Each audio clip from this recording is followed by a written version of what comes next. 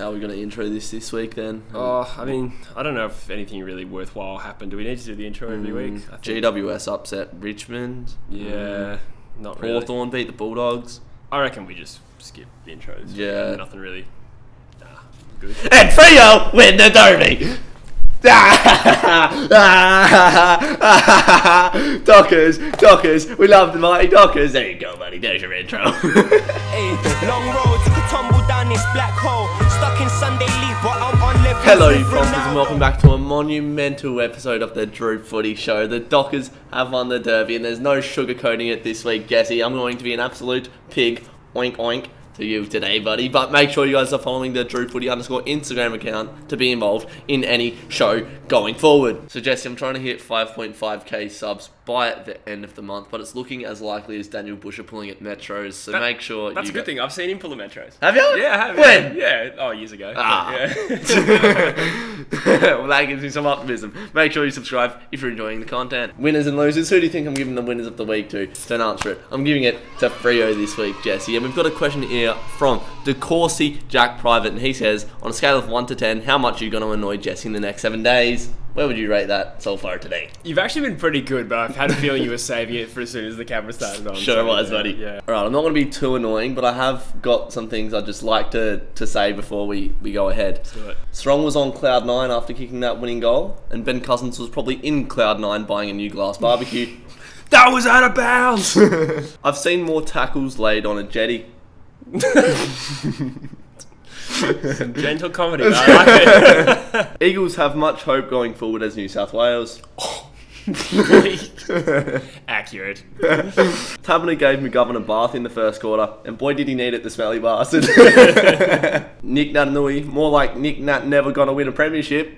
Oh. Sorry, guy. Brett Deledio. And the last one, me and Gaff are quite similar in some ways. We're both called Andrew, and we both haven't won an AFL premiership. Yeah.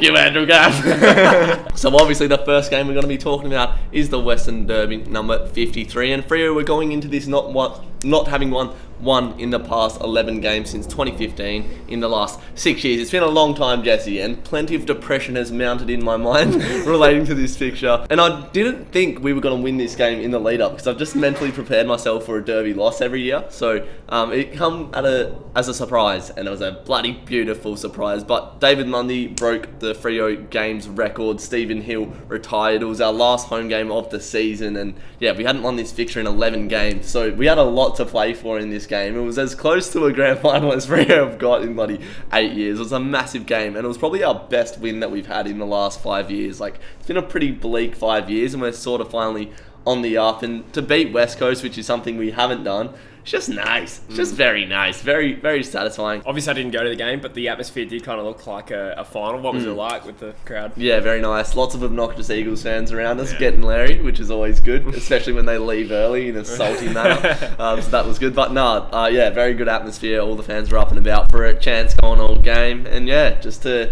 have a comfortable, semi-comfortable win was nice. And we're also going to put Bloke of the Week in this segment, and I'm going to give it to David Mundy, equaling FREO's games record with Matthew Pavlich. He kicked the first goal off the game for FREO as well to get us kick-started in the derby, and yeah. Probably his second best on ground after Saw, I think. A goal in 28 possessions. Yeah, and obviously winning the derby. He captained the side as well on the day. You are the Bloke of the Week. We're getting all the awards today, buddy. Go FREO.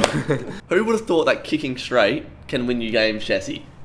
It's a good idea, isn't it? Because if you kick goals, it's worth 6 instead of 1. And we kicked very straight in that first quarter. I can't remember FREO just actually being that accurate in a game. We kicked 8 goals 2 in that first term and had 50 points on the board nice and early to Eagles 3 goals 2. You guys got off to a good start, as you always do in derbies. And I thought, oh boy, here we go again. But just straight kicking, it's so good, bro. Just makes you relax. It just takes off so much pressure and relieves so much frustration that you have. But we moved the ball up the ground so well in that first quarter. It was easily our best quarter of the game. We sort of fell off after that, but we will talk about that first quarter. Just the ball movement up the ground. In particular for that Tracy goal, Walker off the half-back line, dashes off the halfback. He's so quick, Walker. He'll develop into a really good player. He's had a really good season. Best game for the club, probably, I would say. Up there. He's been pretty consistent for us in the last month or so. But yeah, he hit up Taberner. Taberner wheels around on the left, gives it to Tracy, who drops it and just puts a mongrel on his left boot and it flies through. That was such a good goal to see. And Sam Switkowski played in the middle. We obviously needed that pressure around the contest because Andy Brayshaw was out. And I thought with Brayshaw out, we wouldn't be able to bring that pressure. But Sam Switkowski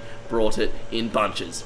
That's a blower. But yeah, I've seen Switkowski develop all season long. And every time he's near the ball, he just...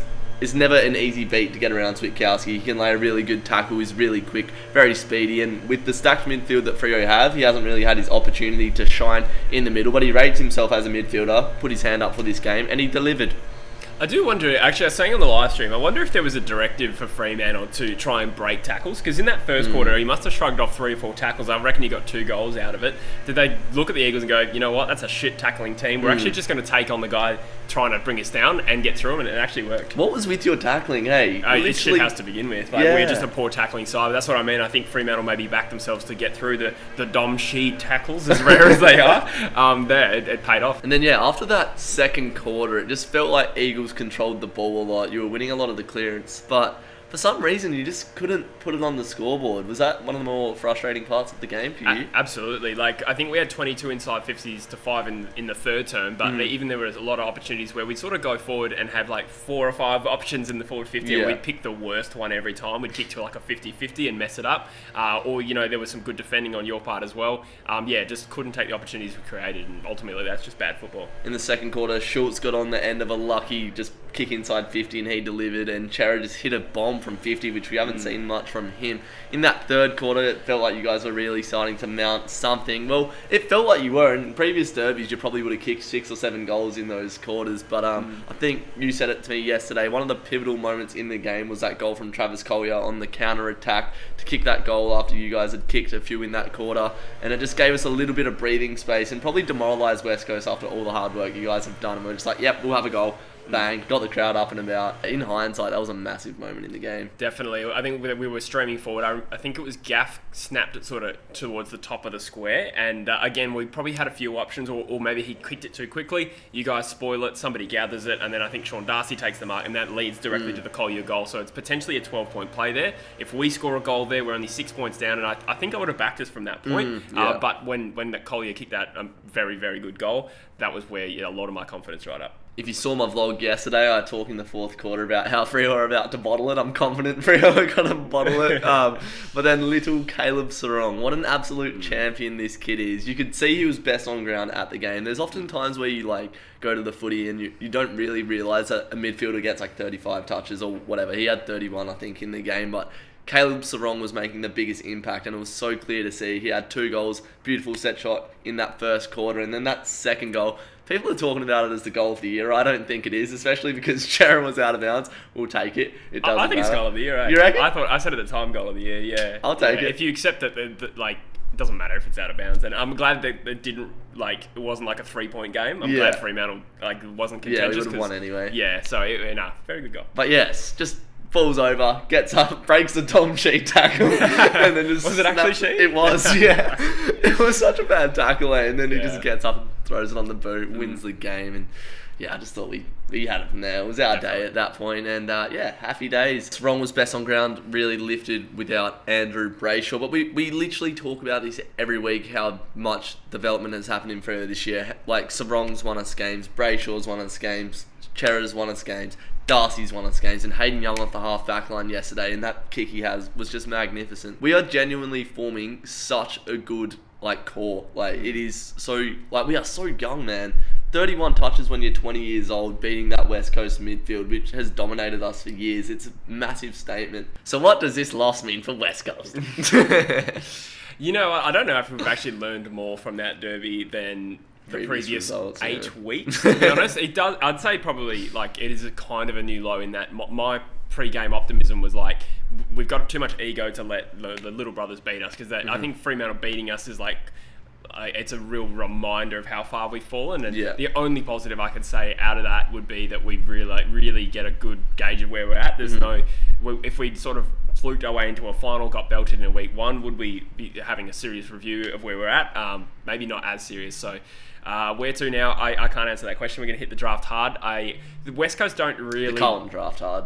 Yeah, well, I have faith that we won't, if we drop down the ladder, stay there for very long, but it may just be a period of bit of pain. I can't imagine too many good teams who have sort of dropped out of contention this badly and then come back. It's bad.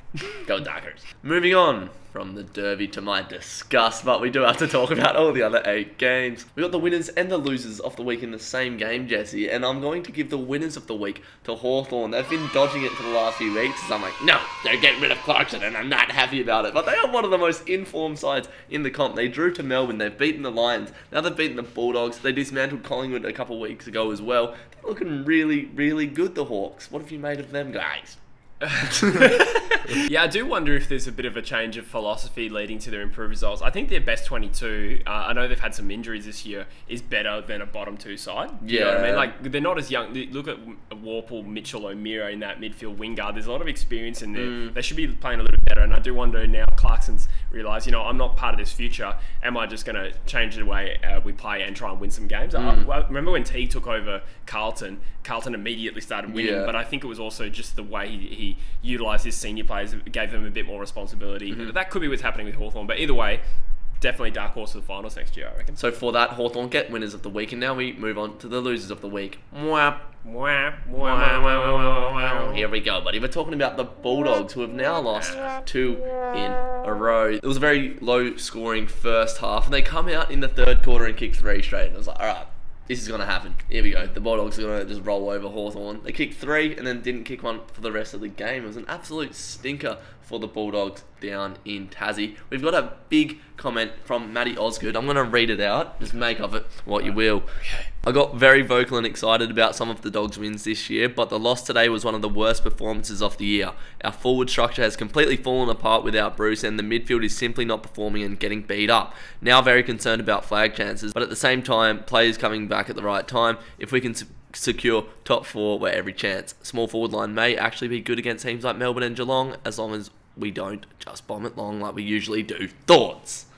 Yeah. Unpack. Yeah, it's a lot to unpack. Look, every good team has a slump in a season. I'm not that concerned about the Dogs, and I don't think you can necessarily point it to Josh Bruce missing that game. I think they would have lost either way. And also, well, they lost to Essendon. Like, he did his ACL when they'd lost the game already. Yeah. You know what I mean? So this Essendon are good, though. They are. Yeah, they are. And I think Hawthorn are playing pretty good football as well, particularly down in Tasmania. I just think that the issue, the form slump right now, is deeper than just Josh Bruce. Yeah. The downside for them, though, is if they don't beat Port Adelaide this week, they will miss the top 4. Ooh. And that's a double chance gone begging. And that would be a huge favour considering the position they were. Like, what were they, top 2 weeks ago, I think? So, yeah, it's a concern, but I will still back them in to be a major contender this year. You look at the form lines, like Porter playing some real good footy, coming off that 95-point win against Carlton, and the Bulldogs with 2 losses on the trot. The Port Adelaide boys have been licking their lips.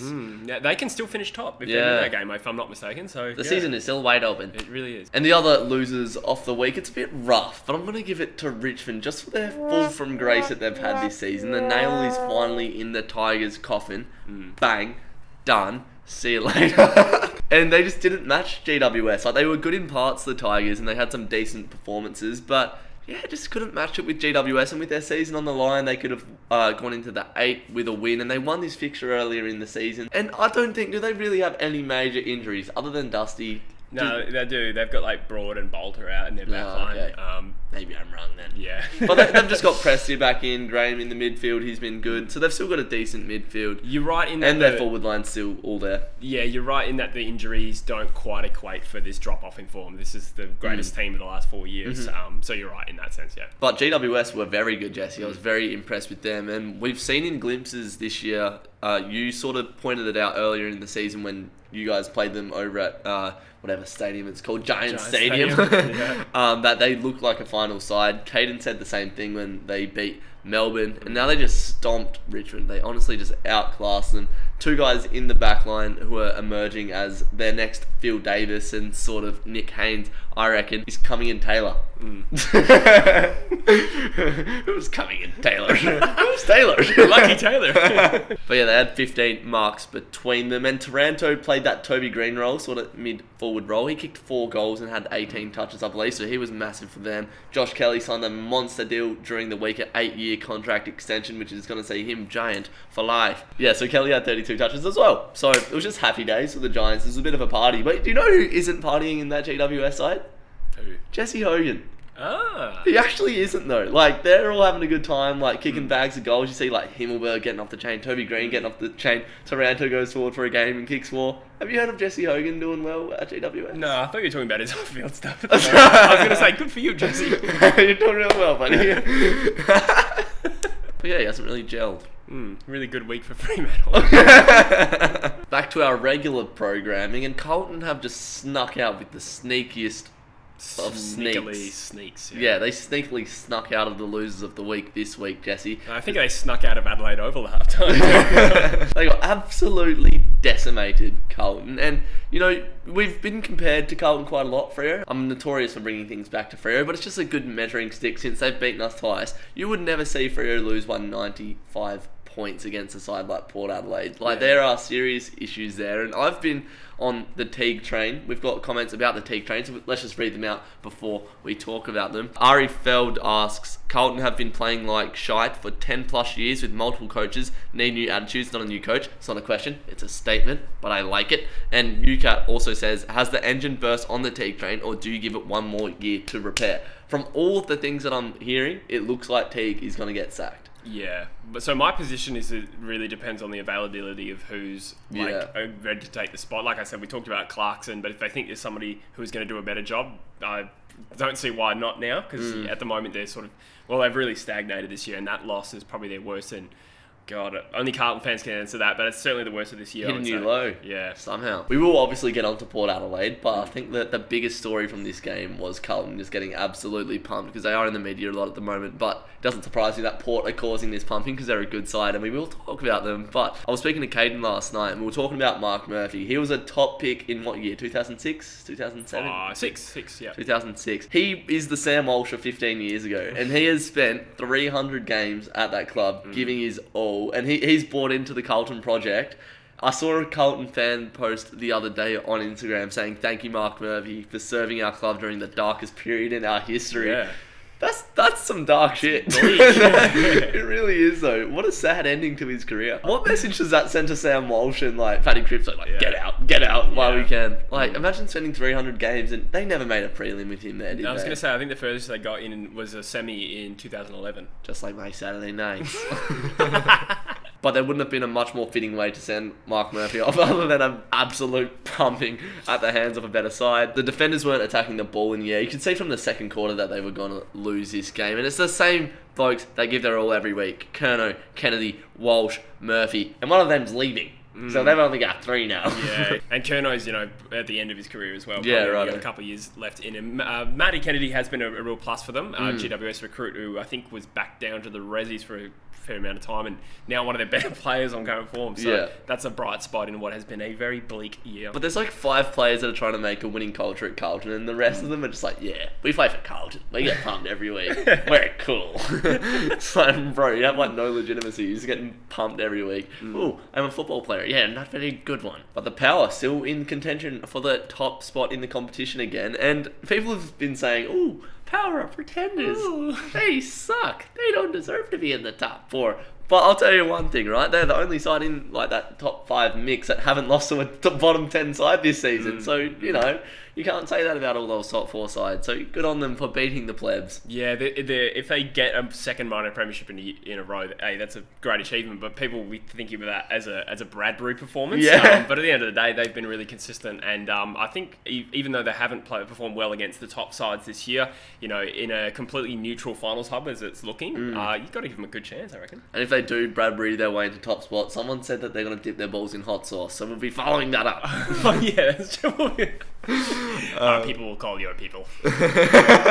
Wynd, Boak, Amon, we've been talking about how good they've been all season. They all had 30 plus, so they were just running a mark around these Cullen players who simply don't give a shit. And the forwards got off the chain. Dixon had 4, Orazio 3, Grade 2, Georgiades 2. They just had a good day out. Port. They've got the Bulldogs next week. Absolutely massive clash in the context of ladder positioning. We'll be unpacking that game on Just the Tips. Go check that out. Nice. Geelong played St Kilda down at GMHBA, and they're looking a bit Rocky Balboa down there. And when he lost, not when he won. They're looking shaky down at GMHBA, and the D's are heading down there next week, so they're going to be quaking in their boots. They narrowly got past the Saints the other day, and it was good to see Jeremy Cameron back. He won the game off his own boot just about. He was very solid up forward for the Cutters. It was a game of swinging momentum. Danger gets the clutch mark and goal to put the Saints away. They had a 5-goal lead at the start of the game, the Saints, so they'll be very disappointed with that. Very good. Dockers play the Saints next week. Potentially can make the top 8. Happy days. It seems like sometimes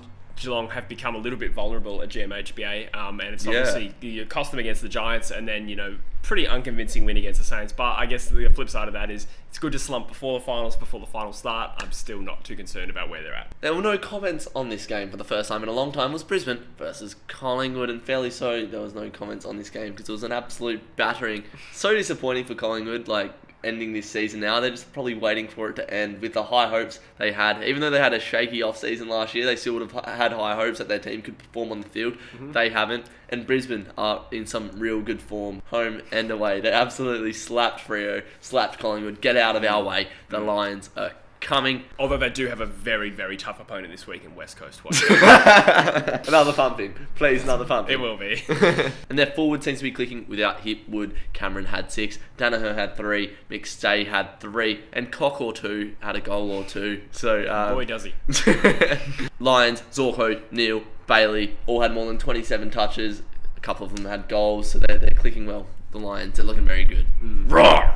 North versus Swans. No comments on this game either. It's a double. The Roos, though, they clawed back into this game. Sydney looked like they were going to run away with it in the 4th quarter, and then the Roos were like, hey, no, wait! And then the Swans looked back and then just Get back here. Yeah. Another 4 points on the board. Probably not Sydney's best win, but I think North are laying a blueprint and their identity as a side that just don't give in. So good on you, Kangaroos. You're doing great, buddy. I think it was 9 goals to 4 or 5 in the second half by the North, so they really came back strong, and they're now resigned to the wooden spoon, but in the scheme of things, not a big deal. And they've had a pretty good season. The second half of their season, they wouldn't be bottom. Probably be West Coast. The D's won by 41 points against the Adelaide Crows at the MCG yesterday, Jesse, and they were playing some sexy football. Bailey Fritsch had 7 goals, and I think he should be an All-Australian. If you're going to fill out a forward line, a couple bigs, couple mids, a small forward in there, Bailey Fritsch has to be in there. He's kicked 7 goals, and he's like the top of the Coleman for a medium-sized forward. The rest of them are keys. So, he's put his case forward, and they've finally sort of figured out that forward line structure, which in previous weeks they had been lacking. I think Ben Brown has finally slotted his boner into this side. But he's been the man, Fritsch, all season long. When they didn't have Brown in, when they didn't have Wiedemann in, he stood up and he had been their main avenue to goal. And when they were building the road for the new avenue to goal for Ben Brown, and he wasn't really working, Fritsch was the man. He's always been the man. He had a very good job. And Petrarca had 2 goals, 23 touches. He's so silky. He's a Rolls Royce, Petrarca. Had another really good performance. The Crows, they weren't going down without a fight, but it was just a classy performance from the D's. They're looking real good. Yeah, it's a tough one. I was thinking prior to this game, the All-Australian spot for a medium or small forward, Toby Green's actually had a really good year too, but with 7 goals, Bailey Fritsch might have just gone ahead of him. So interesting, yeah. A big fan of his work, and he's going to probably get 50 goals in a season for a non-tall. That's large. Yeah, we're wrapping up the season just about, but Adelaide have had quite a good season considering they finished bottom last year. Keys has been their breakout star, but Seedsman's been really good as well, and Laird had a good game yesterday as well. So those sort of smallish, medium-ish mids just getting it done for the Crows, and I like it. I think with their history of performing well, I have no doubt Adelaide's going to be back in the fold within 3 or 4 years. The last game we're going to talk about is Gold Coast versus Essendon, an absolutely cracking game. We're going to start it off with a question. Can the Bombers do damage in September? Should they make it? They had a very good game yesterday against the Suns. Very dominant display. Easy win for them, and they've been in good form. They beat the Bulldogs the week before, contended with Sydney. they're a sneaky chance for an upset in finals week 1, I think. Yeah, it's tough. So if they finish 8th, they'll play Brisbane, and I would say Brisbane's comfortably the better side. If they finish 7th or whatever, let's say they play I'd Sydney. see them getting up for those, though. You know what I mean? I don't think they'll get rolled over by Sydney in particular. Brisbane's really good. Yeah. I reckon Brisbane will lift. But the thing with Sydney is that when they play at Essendon, it's always a thriller. So Yeah. I absolutely give them a chance of beating Sydney. And imagine if Sydney goes out in week 1 after all the hype around them lately. It's going to be interesting. They've had a great season, Essendon, Yeah. and they have proved me wrong. And who would we speak about if we were to speak about Essendon and how good they've been this season? Darcy Parish immediately comes to mind. Yes. Zach Merritt. Yes. Jake Stringer. Very good, 5 goals yesterday. Yep. Nick Hind. Yes, Nick Hind. Thank you. And Mason Redman. Redman. He wears red. He plays for Essendon. But they're in the 8. And who would have thought? I didn't see that coming at all. So good job. If I had a hat on, it would be off for you. I'll just take off my scarf for the moment and then put it back on. There you go. Good job, Essendon. You've done well this season. They're starting to form a good core at Essendon. And it's been a very good season. And I'll be watching them with a close eye in finals if they make it. Hopefully they don't. Hopefully they drop this week, though. Well, yeah, they'll play Collingwood. I fully expect Essendon to batter them, to be honest. That's going to wrap up this edition of the Drew Footy Show. I hope you guys enjoyed the content. There's going to be much more content coming out this week. So if you're content with my content, make sure you subscribe, like the video, and share it to your friends. Make sure you go check out Just the Tips for all of next round's Teapot Analysis. Nah, see, Teapot? yeah, I was going to try to link it up with you last week, and then you just pitched me. So I don't know what teapot means. just like, well, you have tea in. Yeah, but wait, what? How does it We'll work? see you in the next Okay. video.